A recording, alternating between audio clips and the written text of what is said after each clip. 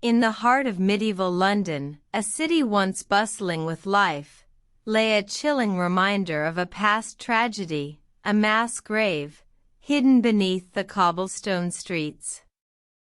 The year was 1348, and the Black Death had left an indelible mark on the city, claiming countless lives. The grave, discovered in 2012, was home to over 100 skeletons, their bodies hastily buried during the relentless onslaught of the plague.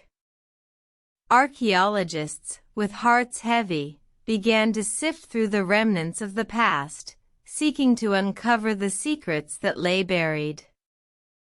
Each skeleton held a story, a life cut short by the relentless disease. The bones told tales of men, women, and children, their ages ranging from infancy to old age.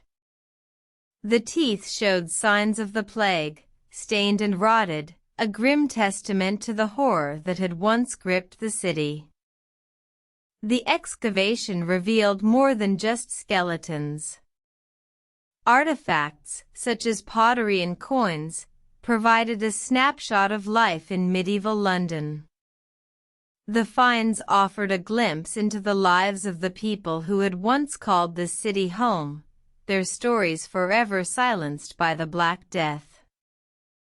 As the archaeologists worked, they couldn't help but feel a sense of somber awe. They were not just digging up bones, but uncovering pieces of a forgotten past, a time when the city had been gripped by fear and despair. The mass grave served as a stark reminder of the Black Death's devastating impact. It was a poignant reminder of the lives lost, the families torn apart, and the city left scarred. Yet, in the face of such tragedy, the excavation also offered a glimmer of hope. It was a testament to the resilience of the human spirit, a reminder that even in the darkest of times, there is always a will to learn, to understand, and to remember. The excavation concluded, the skeletons were respectfully reburied. The mass grave served as a poignant reminder of the Black Death's grip on medieval London.